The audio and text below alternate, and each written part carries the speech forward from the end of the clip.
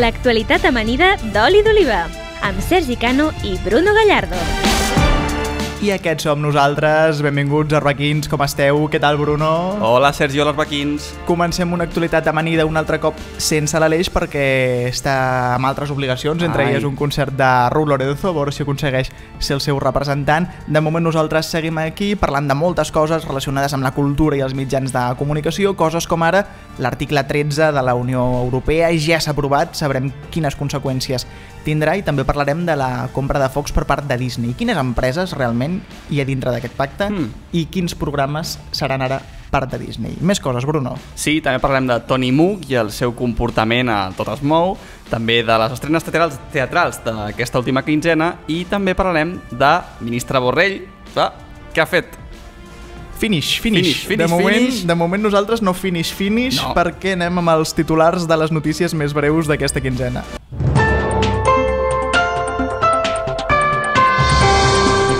Comencem amb TV3, que vol substituir el 12-14.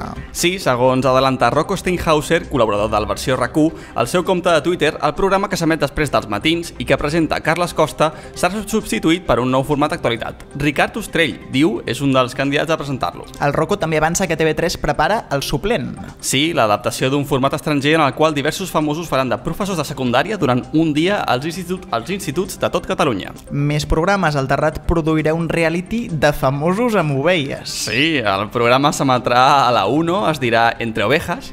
En ell, diversos famosos faran de pastors i descobriran el món rural i l'art de la transhumància espanyola, que va ser declarada com a Patrimoni de la Humanitat per la UNESCO l'any 2017. De moment no estan declarats com a Patrimoni de la Humanitat, però també ens entretenen. Són els col·laboradors de Sálvame, que ara protagonitzaran una edició especial de Gran Hermano. Ho haurien de ser. El Confidencial adelanta que la fàbrica de la tele planeja omplir el buit entre Gran Hermano Duo i Supervivientes amb aquesta breu edició especial de Gran Hermano amb els personatges del magazín de les tardes.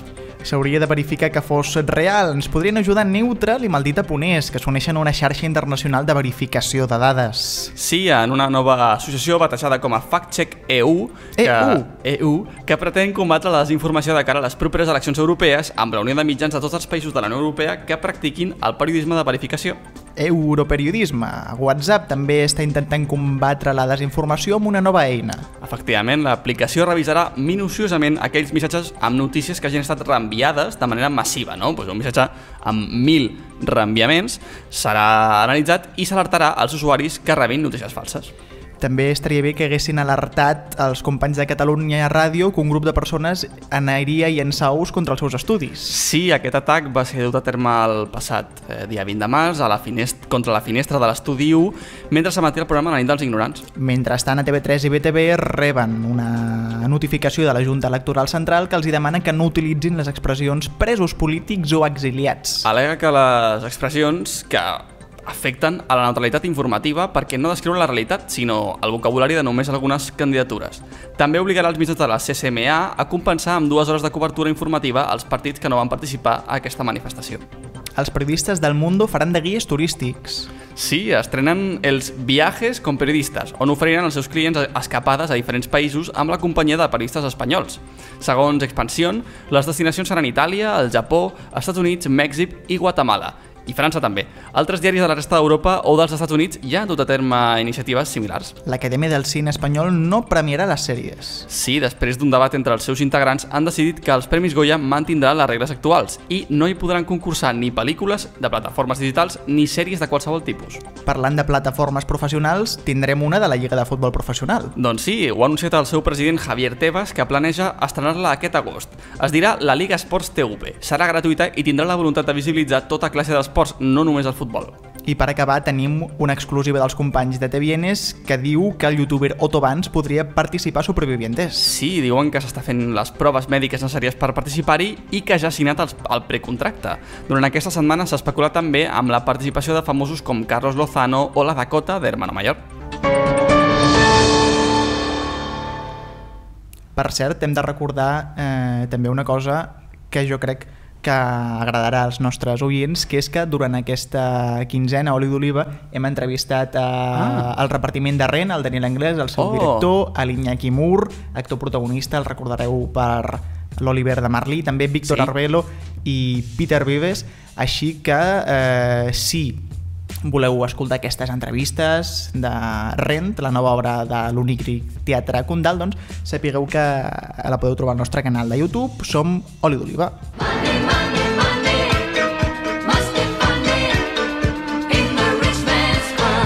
Money, money, money, vas bifani també ens fa molta gràcia a Oli d'Oliva. Per què? Doncs perquè fem totes les coses per amor a l'art, assumint totes les despeses que comporta. Aleshores, si us agrada Actualitat Amanida, si us agrada el nostre contingut, doncs i ja ho sabeu, podeu convidar-nos a un cafè virtual amb targeta de crèdit o PayPal i ajudar-nos a continuar sent arbequins. Recordeu, com a recompensa teniu un vídeo ocult al nostre canal de YouTube, així que jo, Bruno... Un vídeo ocult? No m'ho pensaria i aniria a convidar-nos a un cafè a ko-fi.com/Oli d'Oliva. Mentre esperem aquests cafès, que estic segur que ja estan començant a arribar, passem a la secció on acabem llapant-nos els ditets per sucar i pa.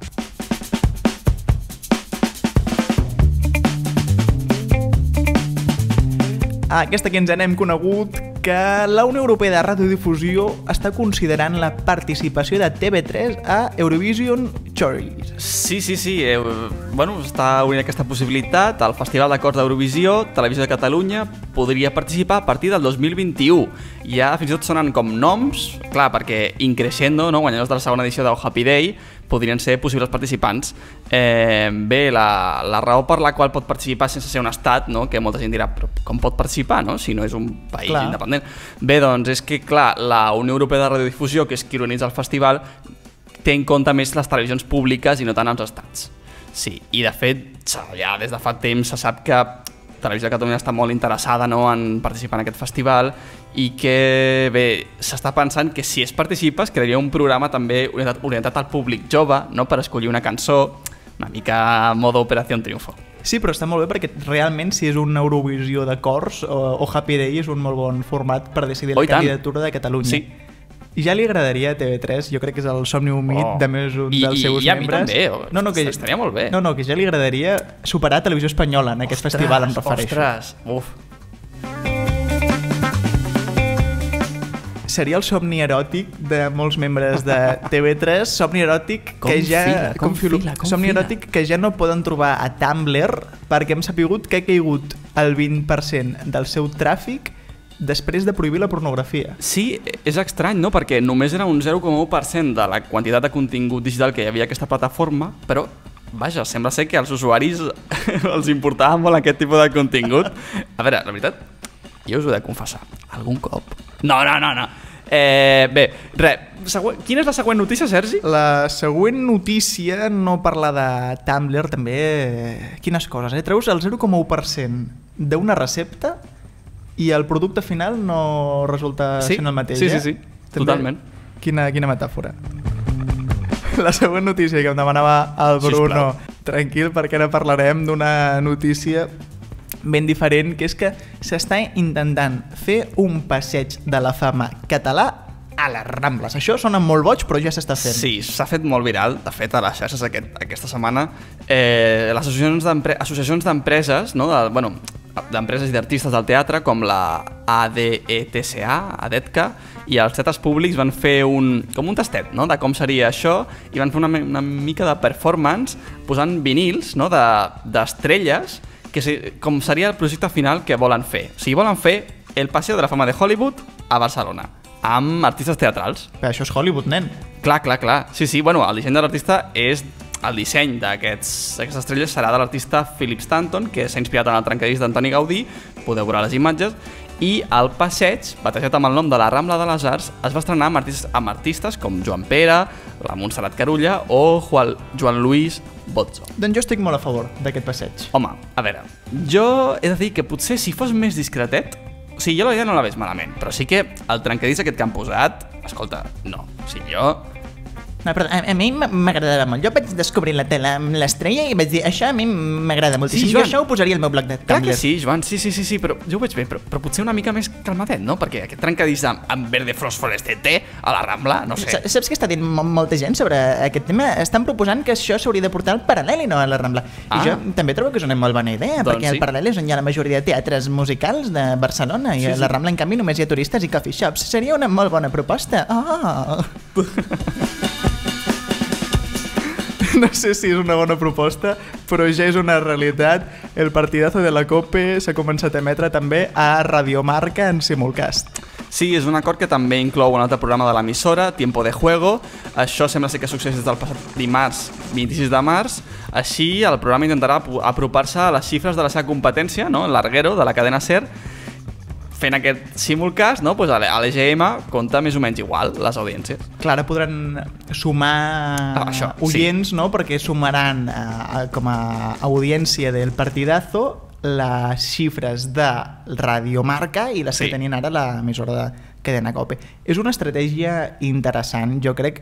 A veure també fins a quin punt funciona, no? Jo crec que les audiències de Radiomarca són bastant modestes i si la gent no escoltava la cadena COPE, que és com molt més generalista i molt més coneguda, ho tindran difícil, no? Per traslladar també part de públic a Radiomarca. Ho veurem. De moment així és com donaven la benvinguda des de la cadena COPE als oients de Radiomarca.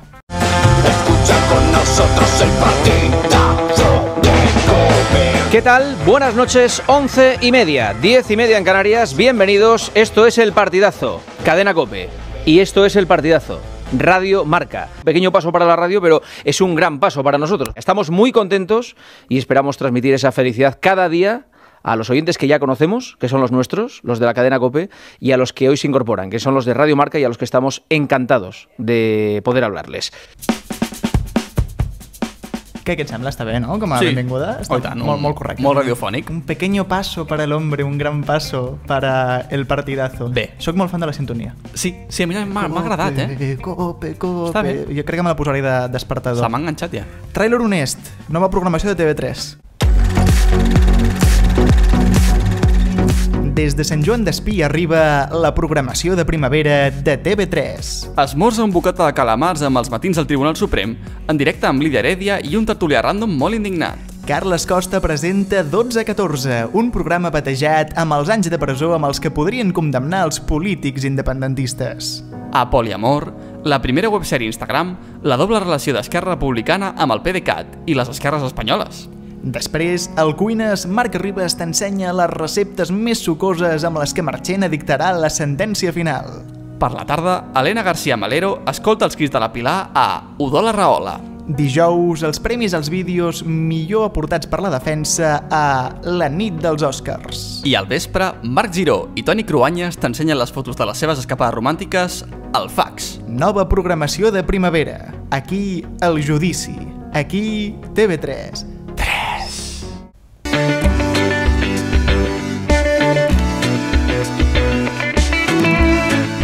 I comencem el calendari herbaquí amb la secció del Roger Argemí, que com cada quinzena ens recomana la seva novetat discogràfica destacada. En un espai on s'analitzen continguts de diferents formats transmèdia, no? Com és Oli d'Oliva, on s'analitzen diferents continguts de mitjans de comunicació, doncs avui analitzem també una novetat musical sorgida d'un d'aquests formats transmèdia.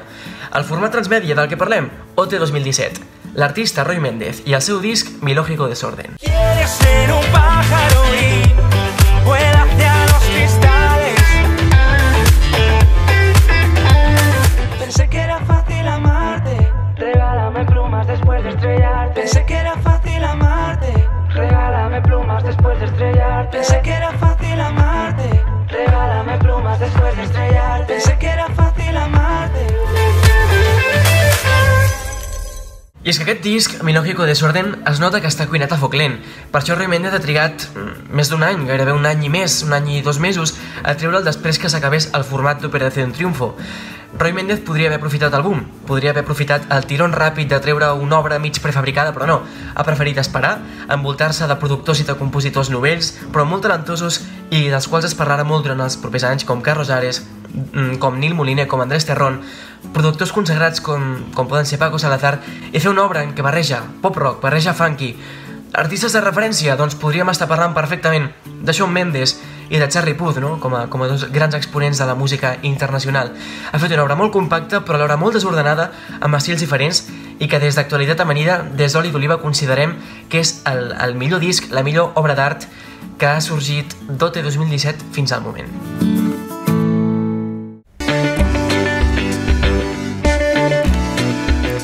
I no deixem de parlar d'Operación Triunfo perquè a les estrenes teatrals destaquem una fantasia absoluta que és Aladdin The Pop Musical, on podrem veure a la Nerea Doté.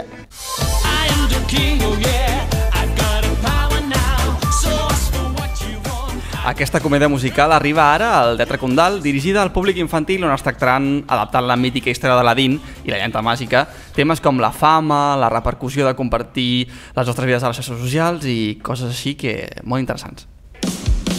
Estàs ben carregat, l'has ben cagat, no hi ha escapatòria, t'han pescat. I continuem parlant de temes ben actuals amb La primavera que desperta al Teatre Victòria.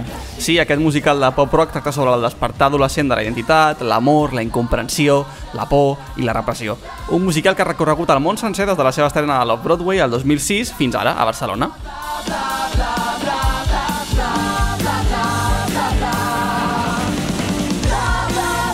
T'he de dir que jo la vaig anar a veure, Bruno. Jo també a l'institut estava. Ah, mira, fantàstic.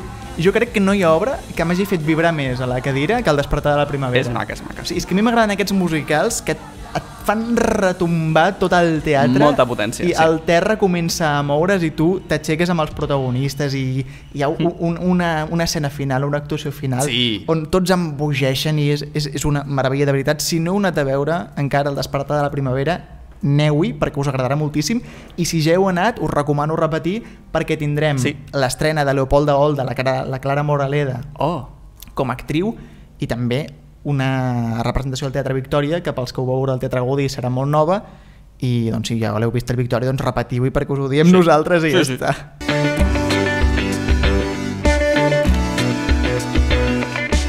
Semblarà que ens paguin, el Teatre Victòria. Tant de bo. Però és que ens agrada. Tant de bo. Teatre Victòria, Mago Pop, paganos un cafè, un coffee. De moment tenim el Teatre Romea, que amb José Sacristán estrena Señora de Rojo sobre fondo gris fins al 12 de maig. Sí, Sacristán protagonitza aquesta obra de Miguel Delibes.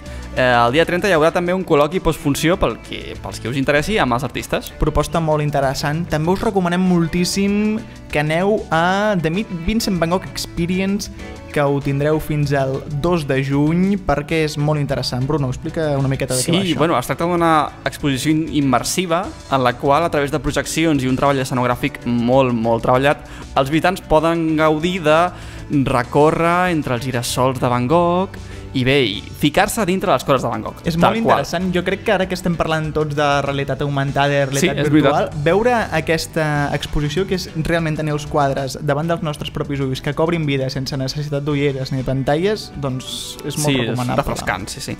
On està això? Al Port Vell. Al Port Vell la podeu anar a veure. Està creada i realitzada per la Van Gogh Museum, no? per el Museu Oficial de Van Gogh d'Amsterdam.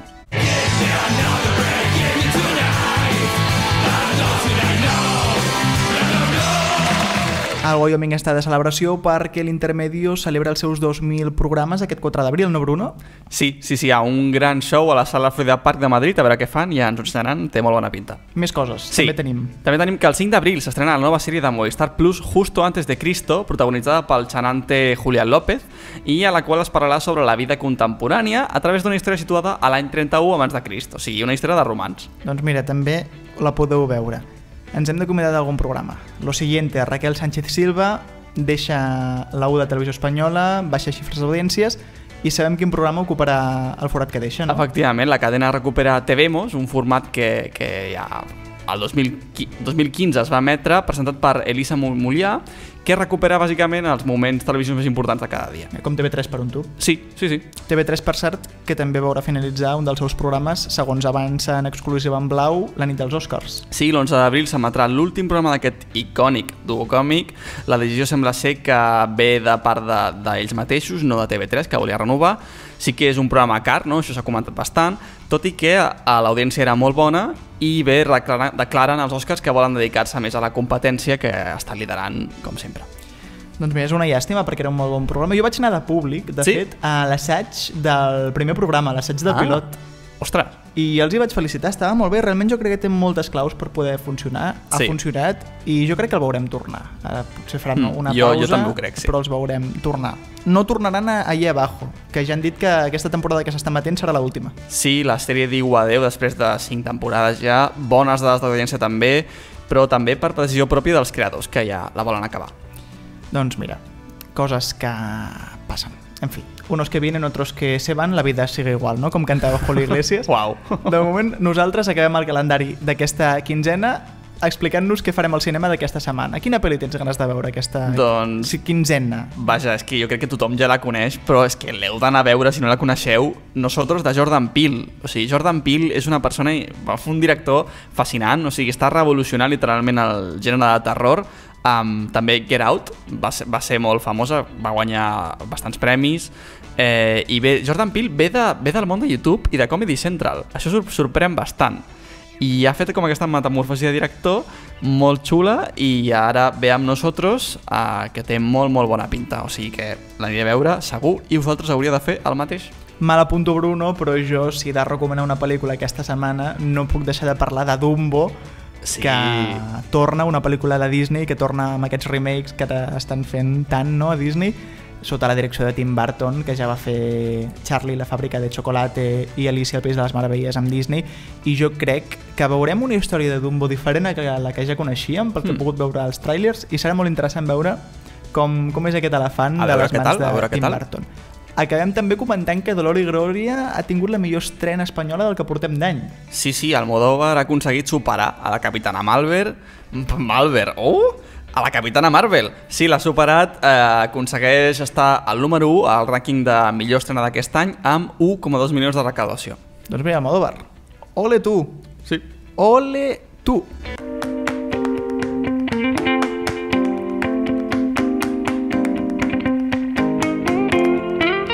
I ara sí, anem a la secció on tenim la informació més pura i més intensa, la informació més verge i més extra, perquè estem a l'anàlisi verge extra. Sí, doncs... Bé, de què parlem, Sergi? Parlem, en primer lloc, del que jo crec que és la notícia, no només de la quinzena, sinó potser de l'any, perquè marcarà el futur de les futures produccions audiovisuals, que és que ja s'ha fet efectiva, després de mesos de negociacions intenses, la compra de Fox per part de Disney. Ara bé, sorgeix la pregunta, què es queda Disney? Què es queda l'antiga empresa de Fox? Quina marca anirà amb qui? Mickey Mouse amb qui es donarà la mà? Amb qui es continuarà escopint? Bruno, sisplau, treu-nos d'aquest forat de desconeixement. Has dit escopint? Sí. Què escopint? Què escup Mickey Mouse? Mickey Mouse saliva, suposo. Bueno, deixem això. Sí, és una pregunta com que sempre, quan hi ha aquest tema és molt confús, ningú sap molt bé què comprar aquí, què. Bé, sí que sabem, hem fet recerca, estem segurs, i us podem explicar que la productora, no? 20th Century Fox, les productores de televisió de Fox, els canals internacionals de Fox, l'espanyol inclòs, i el 30% de la plataforma Hulu passen a ser de Disney. O sigui, el titular que hem vist aquests dies de que Disney compra la part d'entreteniment de Fox és certa. Sí, o sigui, també té part de televisió, no només és cinema. Perfecte. Quines sèries, quins personatges té Disney ara amb aquest pacte? Bé, ha aconseguit una quantitat de franquícies impressionant, o sigui, tenim tot Marvel, excepte Spider-Man, que encara és de Sony, i Hulk, que és d'Universal, tot i que pagant royalties acaben sortint a les pel·lícules, com tots sabem. També tenim The Simpsons. Jo crec que el canvi més important és que The Simpsons ara formarà part de Disney, potser no és la notícia més destacable. Bueno, perdona, però padre de família. O sigui, a mi el que em sorprèn més és això, no? Aquestes coses de més 18 que ara passen a ser part de Disney, com padre de família. Deadpool, també. També tenim Futurama, Avatar, Alien, Ice Age, Predator, La jungla de cristal, Modern Family i American Horror Story també passen a ser part de Disney. Hòstia, American Horror Story amb Disney és una mescla curiosa. Jo continuo dient que a mi el que em sorprèn és Los Simpson, perquè hi havia un capítol de crítica a l'univers Disney on anaven a Disneyland. És veritat! I tot es tornava molt boig. M'agradaria veure un capítol on els personatges parlessin d'aquesta compra. Oh, que bo seria això! I un vídeo on realment el Homer i Bart comentessin, no?, com veuen aquesta jugada. Tenim més productores, coses que afecten a Espanya, això és molt fort, que ara passen a Disney. Clar, o sigui, Endemol Shine, que és vaja, si no el grup més gran de comunicació i de producció de televisió d'Europa, vaja, passa a ser part de Disney, també el paraigües de productores, Endemol Shine, que té productores com Yes Music, que fa Operación Triunfo, Tu cara me suena, o Zeppelin, que fa Gran Hermano, o Fama. O sigui, ara mateix, Operación Triunfo, Aiteda, Ana Guerra, Amaya i Jorge Javier Vázquez són propietat de Disney. A veure, clar, això s'ha de posar en context, no? O sigui, és una cosa que sempre... Clar, tot és propietat de Disney. Bueno, sí i no, perquè al final les empreses aquestes que està comprant Disney segueixen sent aquestes empreses. Vull dir, no canvia la seva línia editorial, Deadpool seguirà sent Deadpool, els Simpsons seguiran sent els Simpsons. Vull dir, tot i que és més els drets d'autor, els drets de comercialització d'aquestes franquícies el que ara passen a ser part de Disney. I després de tot això, l'empresa dels antics propietaris de Fox, News Corp, Rupert Murdoch, què es queden?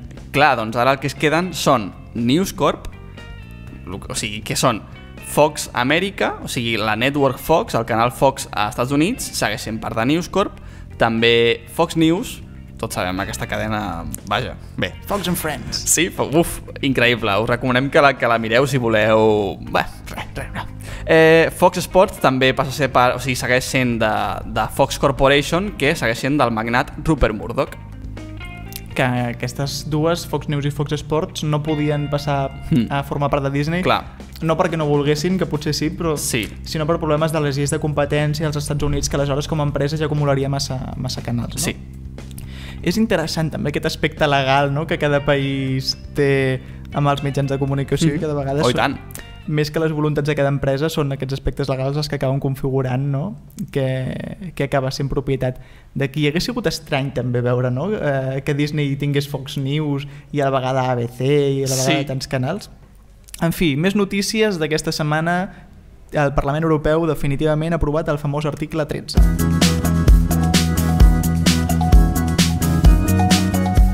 El dramatisme s'ha apoderat d'internet. Bruno, jo no sé si ara anirem a presó per aquesta sintonia que està sonant, si ja no podrem comentar els programes al Zapping Arbequí o si ens caurà alguna multa per posar un enllaç d'una notícia. El pròxim programa d'actualitat amanida des de la presó de Lledoners. Clar, explica'm ben bé què es pot fer i què no es pot fer amb aquesta nova llei, perquè jo crec que hi ha també molta de rumorologia, no? Sí, jo entenc que, clar, és un tema molt complex, fa molt pal llegir-se tot el que és l'article, la legislació, però ho podem explicar, és bastant senzill.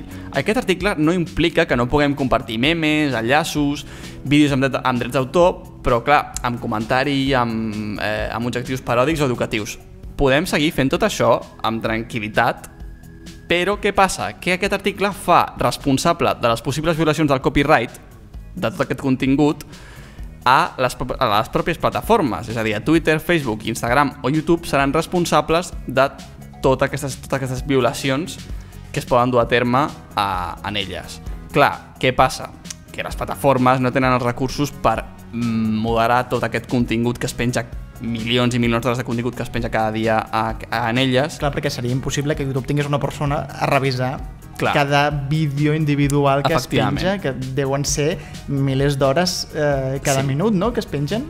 Clar, el que es diu és que això indirectament pot acabar duent una certa redada antimaterial de possible infracció de les lleis de copyright i clar, doncs això al final, vulguis o no, les empreses miren pel que és el benefici, perquè és una empresa, Google és una empresa, Twitter igual, i clar, doncs, què primaran? La llibertat d'expressió i de creació o els seus beneficis? Bé, ho veurem. Clar, és a dir, com a resum, la llei no prohibeix deixar de fer les coses que ara fèiem, però com les empreses que distribueixen aquest contingut seran més responsables, implementaran mesures més restrictives, Així no? és, sí. Ara bé, l'ús legítim, el fair use, per raons documentals, educatives i paròdiques continua en peu i podem continuar fent trailers honestos, per exemple. Oh, i tant. Doncs mira, anem a celebrar-ho, tu, perquè també amb tot el que s'estava dient aquests dies a li donava... Arriba a agafar un infart. Sí. Però en fi, estem tranquils. Gràcies, Bruno. Doncs com ara l'article 13 permetrà que continuem posant enllaços a les nostres xarxes. Us recomanem que ens seguiu a Twitter i a Instagram i a Facebook també, si encara l'utilitzeu. Som @olidolivamedia i estem posant notícies del que passa amb els mitjans de comunicació i la cultura, no? Notícies que potser no surten a les actualitats amanides i per tant també és convenient que ens seguiu allà perquè estigueu realment al dia de tota l'actualitat de la cultura mediàtica. Actualitat de la cultura mediàtica no només de Catalunya sinó també de tot el territori mundial, sobretot dels Estats Units. Una informació que el Bruno coneix molt bé de primera mà i que per això ens parlarà d'ella internacional. Som-hi!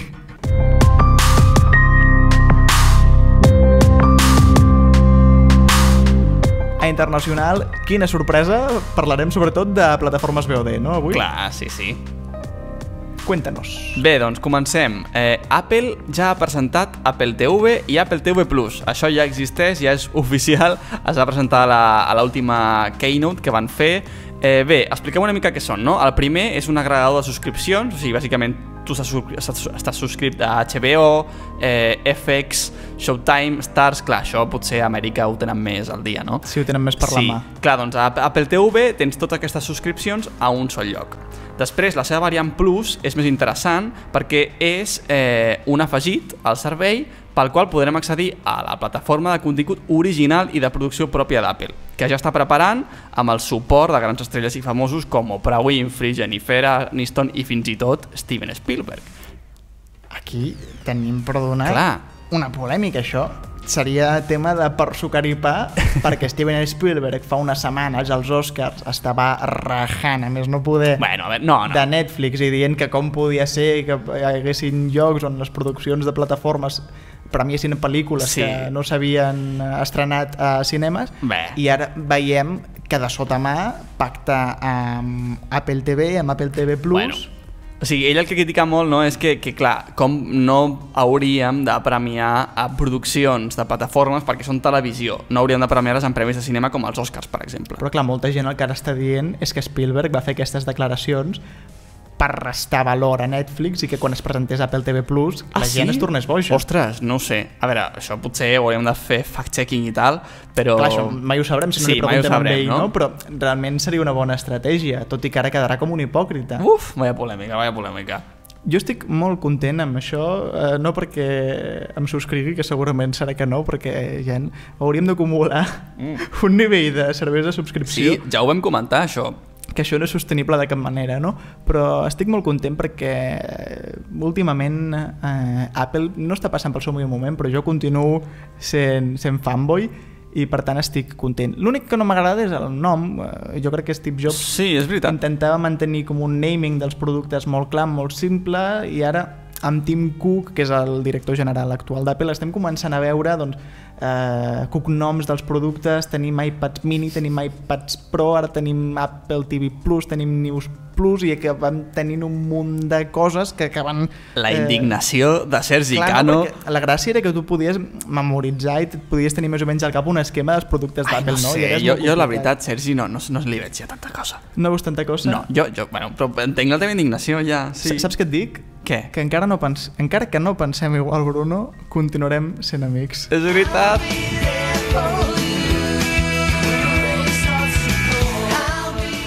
I continuarem sent amics com la sèrie Friends, no? Com els protagonistes de la sèrie Friends, per la qual ara Netflix pagarà $100 milions. Sí, o sigui, si ho penses, crec que $100 milions és el que inverteix a 3 Media o Mediaset en un any, pot ser? No, crec que... No, m'equivoco. No tinc les dades. Perdó, no em feu cas. Perdó.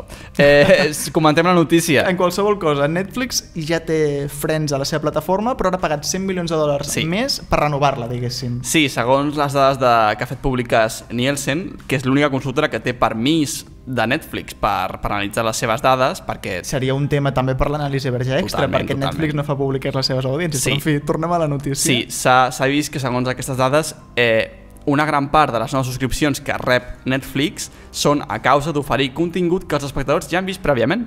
Ostres, o sigui que els espectadors no volen veure les noves sèries que són produccions originals de Netflix, sinó que volen utilitzar doncs, la plataforma com els antics gravadors que es connectaven a la tele per repetir els programes que havíem vist en directe. Això és molt curiós. Al final la cosa dèiem, i clar, i per què no compraven els DVDs abans? Clar, realment Netflix és molt bona en haver aconseguit aquest model de negoci, no, d'oferir subscripcions i d'oferir comoditat. Clar, també segueix aquest fenomen una mica contemporani de la compra compulsiva, que si tu has d'anar a una botiga a pagar pel DNI pagar pel DVD, perdó. Pel DNI també s'ha de pagar, Sí, que això és també veritat, és un és tema de veritat. debat Sí. important. Però has de pagar pel DVD i has de treure el bitllet i fer la compra individual, no diguéssim, Clar. potser et fa més mandra, però en canvi si és una subscripció de pocs dòlars o de pocs euros al mes, que gairebé no et dones compte que l'estàs pagant i tens És que és comodíssim. els productes que tu vols, és 2 molt clics més còmode. i ho tens tot. Clar, també aquí la psicologia humana com interfereix en totalment. les decisions de compra de productes, no? Sí. En fi, que si voleu veure Friends, sapigueu que la continuareu tenint a Netflix, però també podeu veure noves sèries, Noves sèries que potser tenen una forma de capitulació diferent, una ordenació dels episodis diferent, no, Bruno? Això és molt curiós. Love, Death and Robots, que és una nova sèrie antològica d'animació de Netflix, sembla ser que la plataforma està provant noves formes d'oferir els seus continguts i sembla ser que els capítols estan en un ordre diferent depenent de l'usuari que mira la sèrie. A veure, perquè jo ho entengui. Sí. És una sèrie on els capítols Clar, són antològics. no tenen relació entre si perquè són antològics, aleshores no tenen un ordre preestablert i cada usuari no només els pot veure en un ordre diferent, sinó que la plataforma ja els hi presenta en un ordre diferent. Efectivament, o sigui, el capítol 1 per tu pot ser diferent al capítol 1 per mi. Clar, però aleshores evidentment et perds l'evolució, diguéssim, de la trama perquè no existeix, perquè No, són no n'hi ha capítols trama. individuals, però sí que et pots perdre l'evolució o la devolució qualitativa de la sèrie, no? Bé, no se sap molt bé per què Netflix està fent això. Com sempre és molt secret en les seves estratègies, però vaja, suposem que és més una cosa de a cada usuari li pot agradar més o menys aquest tipus d'ordre segons els seus gustos. Clar, si t'ha agradat un vídeo, per exemple, sobre catàstrofes naturals, doncs et recomanarà episodis que també tractin sobre coses de la natura. O el primer episodi pot ser aquest, perquè ja començaràs a veure la sèrie a partir d'aquest primer episodi. Clar, és una cosa molt curiosa. Sí. Això, Actualitat amanida, posem els capítols, evidentment, en ordre perquè parlem de l'actualitat, però serà molt interessant veure si funciona perquè pot canviar el tauler del joc, no? Com Totalment. es diu, sí que seguirem pendents.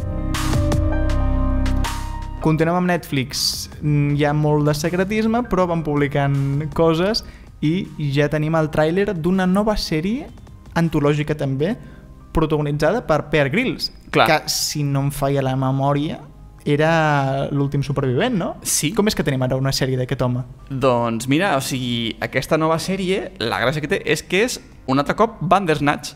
Tenim llibertat de decidir, és a dir, podrem decidir què fa Bear Grylls i podrem posar a prova les nostres habilitats de supervivència en situacions extremes. O sigui, Bear Grylls estarà allà i dirà, què faig? Creu el riu o el passo nedant? O mato a la serp i me la menjo o no me la menjo? O, bueno, sí, i haurem de decidir nosaltres. O sigui, que és una ficció, diguéssim, no és un últim supervivent de veritat? No, clar, és un... Bueno, està gravat a la vida real, suposo. Sí, clar, però, clar, no és una història de Bear Grylls, sinó que realment és com un manual de supervivència interactiu, no? Sí. És una nova proposta tipus Bandersnatch. Jo ara m'estava preguntant, i si Tumblr, en lloc de suprimir segons quins tipus de continguts, els hagués ofert de forma interactiva? Sergi, anem a patentar això ja. Anem a patentar-ho perquè necessitarem calés per pagar Netflix, perquè ja no tindrem el mes gratuït de prova. No, seguint el camí d'altres països on ja ho ha fet, la plataforma està fent proves per comprovar que acaba produint més beneficis. I res, un apunt final, aquesta quinzena també hem conegut que el consum per streaming ja supera el de televisió per cable a tot el món. Doncs mira, això, previsible? Potser sí, perquè és més barat l'streaming que no pagar una plataforma de pagament. Sí. També ara hi ha moltes plataformes en streaming, Netflix i HBO, per exemple, que estan pactant amb les empreses de televisió per cable. Així que veurem com acaba quedant, no? Tot el model de negoci de l'audiovisual. També curiós, que Netflix tregui el mes de prova. Sí. Perquè mira que amb altres plataformes com Filmin ja pots veure quin catàleg hi ha abans de subscriure't, però amb Netflix no pots saber tot el catàleg que hi ha. De manera oficial no, de però manera sí que oficial no, però hi ha pàgines. Jo ho trobo a faltar quan busco si alguna pel·lícula està a Netflix. El que no trobareu a faltar són els moments més divertits d'aquesta quinzena, perquè anem al Zapping Grab aquí.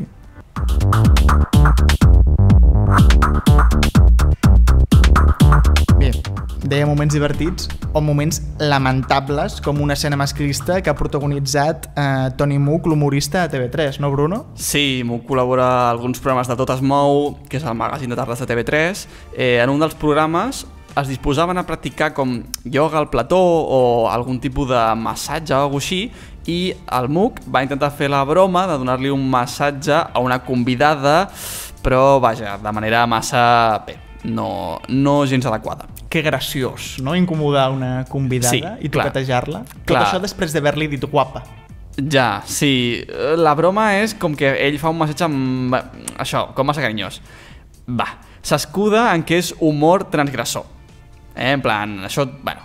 Això està molt bé, fas una cagada i dius que és humor, no? Com alguns youtubers que diuen que no, que eren un personatge abans i que no representa recorda bastant els seus això. valors. Sí.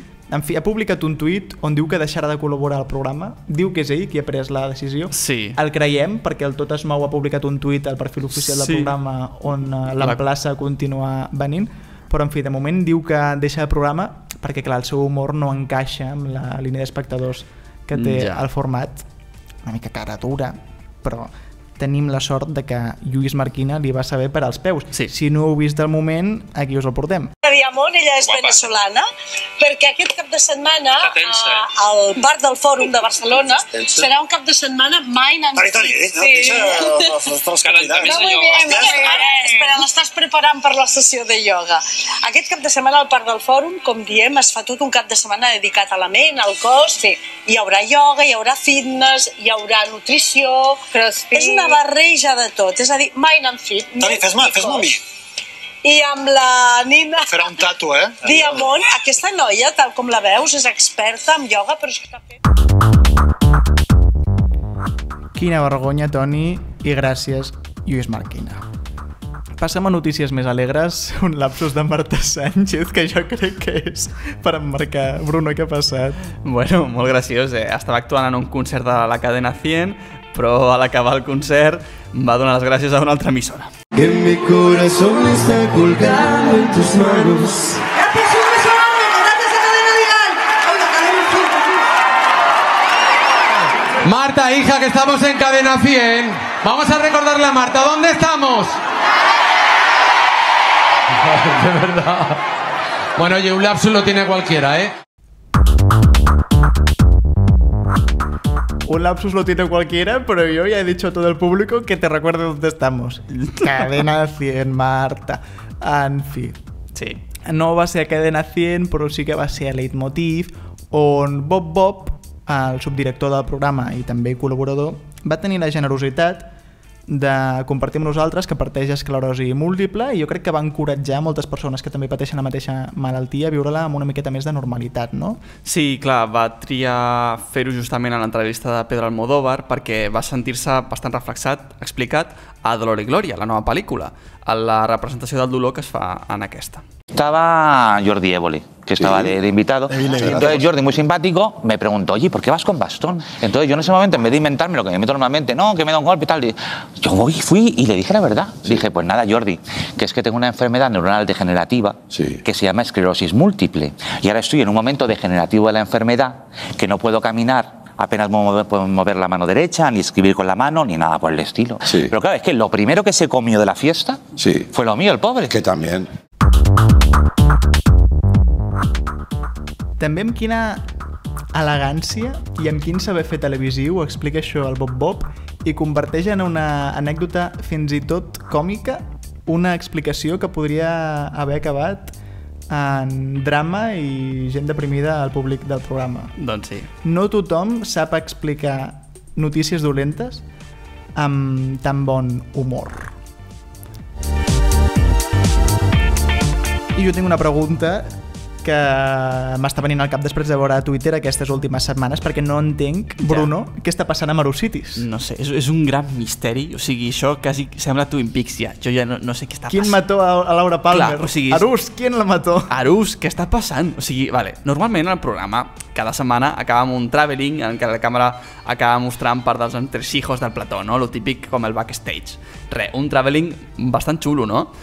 Què passa? Que els que seguim al món de la televisió a Twitter, no? Com el Sergi i jo, hem vist com el perfil de José San Joaquín anava seguint com això potser se'ns ha anat de mare.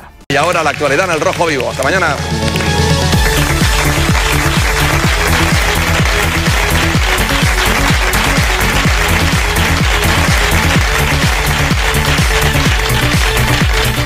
Feliz fin de semana. Hasta el lunes.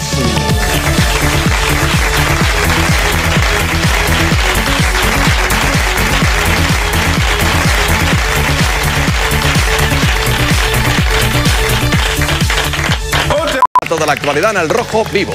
Hasta el lunes.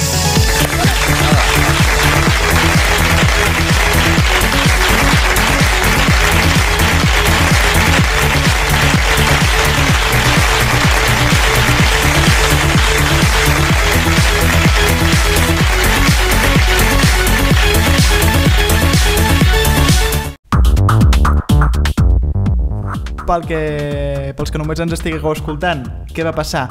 Que primer l'Arúsitis va fer un travelling allunyant-se una miqueta en massa del decorat, aquest usuari de Twitter els hi va comentar fent la gràcia i aleshores els dies següents se'n van anar a la sala de maquillatge, a la sala de realització i finalment al carrer. O sigui, seguint molt bé la broma als usuaris de Twitter i també, com algun gurú televisiu diria, compaginant molt bé la part d'interacció a les xarxes i amb els usuaris i amb el programa real, no? Enhorabona a Arúsitis. També us portem una història molt maca i molt diferent, també potser emotiva, no? Sí, home. Del diari El País. Què ha passat? Una esquela que es va repetint al llarg dels anys, no, Bruno? Sí, és l'esquela d'un home que es diu José Luis Casau, que cada any explica com va la seva vida i la dels seus fills a la seva difunta esposa, a l'Helena Lupiáñez, que va morir molt jove, lamentablement. L'Helena, de fet, va ser escriptora i una de les fundadores del diari El País i el seu marit Casau va ser portaveu d'Izquierda Unida a l'Ajuntament de Madrid. I durant 24 anys ell i els seus fills han dut a terme aquest record per la seva Helenita, que ell li diu. I bé, l'any passat ja fou l'últim que ho faran per decisió dels fills, però vaja. Molta gent a Twitter que havia seguit aquesta esquela de l'Helena Lupiáñez es preguntava com és que aquest any, aquest 2019, no teníem l'esquela, no? Perquè molta gent estava enganxada a la història. Ara ja sabem que ha sigut per decisió dels fills. Primer comentari del Zapping que no té suport en àudio, només és veritat. Són captures de fotografies que hauran pogut veure els que ens segueixen per YouTube i els que ens escolteu doncs ja us hem explicat la història. També voldreu que us expliquem una altra història ben curiosa, que és un moment ben intens que ens ha deixat el ministre d'Exteriors, Josep Borrell, no, Bruno? Què ha passat aquí? A veure, riem una mica per... Bueno, no sé, riem per no plorar, però a una entrevista de la cadena pública alemanya Deutsche Welle... Ostres, estic sorprès. Angela Merkel. No, jo no entraré a aquest joc. DW, la cadena, és una cadena encarregada d'informar sobre la Unió Europea i Alemanya. L'entrevistador Tim Sebastian, que és un... Tim Sebastian? Ostres, no. L'entrevistador, Tim Sebastian, veterà de la BBC, o sigui, que té ja moltes entrevistes a les seves esquenes. Breaking news in BBC with Tim Sebastian. És impossible això, Que calvario. Bé, aquest veterà de la BBC va ser acusat per Borrell de mentir directament i de fer preguntes esbiaixades. Davant d'això, el ministre va voler posar fi a l'entrevista. Ho veiem? Finish. 70% of Spaniards want constitutional reform, according to the Center for Sociological Research. Stop this record. Why? Finish. Why? No, finish. I don't want to do that. Minister, good to have you on Conflict Zone.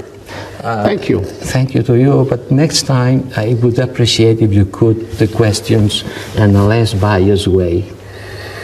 I'm not here just to give you the questions you want, Minister. No. Minister, Ministre Bruno, acabem l'actualitat amanida d'aquesta quinzena. Finish! Què t'ha semblat el programa d'avui? Doncs molt divertit, amb molta informació i amb ganes de més. Amb ganes de més, com sempre. Esperem que vosaltres també tingueu ganes de més i per això us animeu a ajudar-nos a financiar Actualitat Amanida convidant-nos un cafè virtual, recordeu, a ko-fi.com/oli d'oliva, i també us podeu subscriure des de la plataforma des d'on ens estigueu escoltant. Rebreu tots els nous programes d'Actualitat Amanida i tot el contingut d'Oli d'Oliva. Nosaltres us esperem al programa següent i ja sabeu, gràcies, cadena dial! Adeu!